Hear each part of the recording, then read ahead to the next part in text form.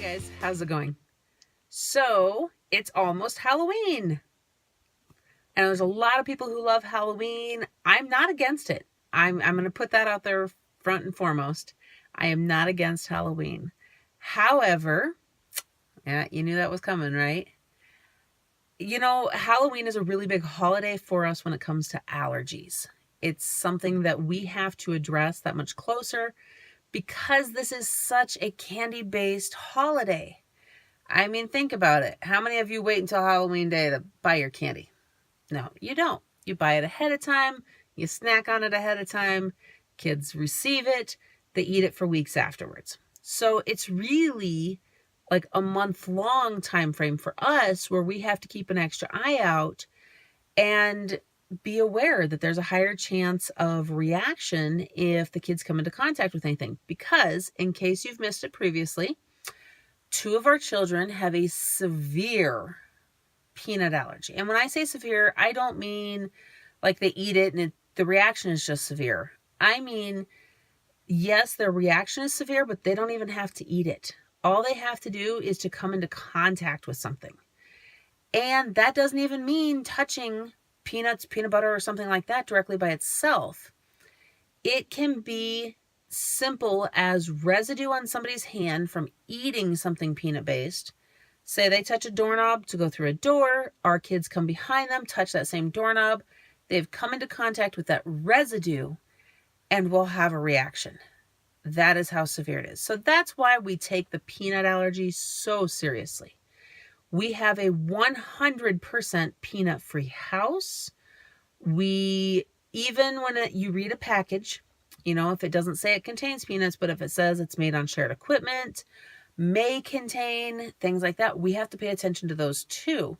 If it may contain, we still don't typically buy it whatsoever. The little ones definitely cannot have it. If it says made on shared equipment, there are certain things that we will allow to come into the house for the big kids or Sean and I to eat. Do you notice that the sun just came out as I'm doing this? Sorry, shifted the camera there to adjust for the sun. So if it says that it's made on shared equipment, there are certain things we will allow to come into the house for the big kids or Sean and myself. We just are super careful, and still Blake and Taya cannot eat it. As of right now, Micah actually seems to be fine, which I am over the moon about, that maybe he will skip these allergies altogether. They both have the severe peanut allergy. Taya also is allergic to eggs. However, that one is purely ingestion. If she eats something with eggs, that's a bad deal. But as long as she doesn't eat it, she's okay. So much easier to handle. Oh my gosh. I would deal with ingestion allergies all day instead of the contact allergy. Anyhow, so now that it's Halloween, this is what we deal with because it is such a high risk and it's a contact allergy, which means every time, okay, let's think about this. When you open a package of candy, never fails that in a big pack, there's always one piece that was not properly wrapped. And it's floating around in the bag. The residue from that candy is getting all over the wrappers from the others. So if you buy a mixed bag of candy, which is really popular this time of year, then let's say it was a Reese's peanut butter cup that was open, floating around in the bag, and it gets on the outside of Twizzlers. Okay, because I think those come in the same package sometimes. I don't even remember anymore because I don't buy them. But let's say that they do. That peanut butter residue is now on the outside of the Twizzler wrapper, so every package in that bag is compromised. My kids can't eat anything that comes out of that bag whatsoever because that risk is too high. That is where we're at. So with that, we don't go trick-or-treating.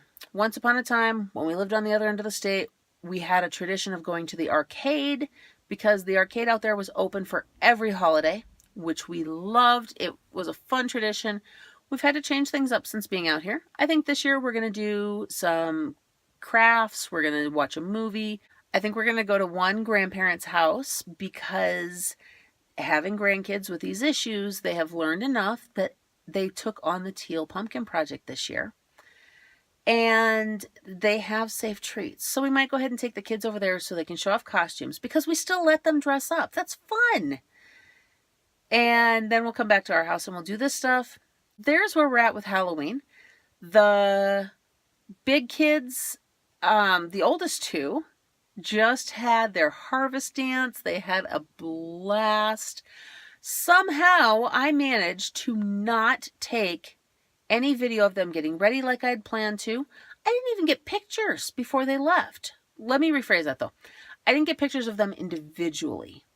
Part of the reason that I didn't do that or have video is because we ended up being the teen house that night, which was just a blast.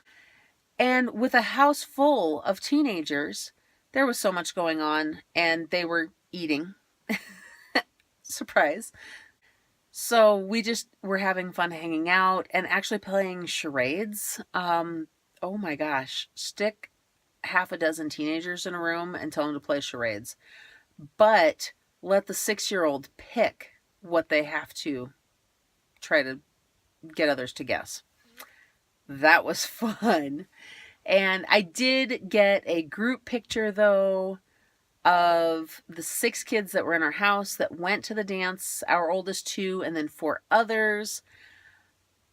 It was just so much fun. I still didn't get any video. I did after the girls came home, though. But since I didn't get any video of them coming, going, any of that, the 6 kids left. They went to the dance. When our 2 came home, then I took just 2 pictures, one of each of them, after the dance. So, of course, they were half worn down and everything else. Jez went as the Cheshire Cat. Emmy was going as just somebody from the 50s. She went to do a poodle skirt. And this is her costume.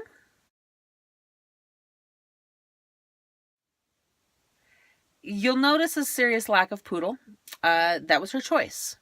She had multiple options. She actually procrastinated on making it. That skirt was made just hours before they left because she put it off, and she learned a lesson from that. I'm very big on natural lessons and natural consequences for things.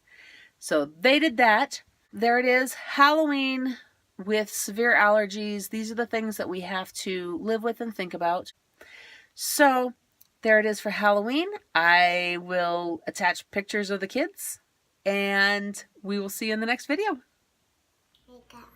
No, we're not going to draw with the glue. We're going to cut it out of the paper, huh? Yep, good job. Put the lid on. Yeah.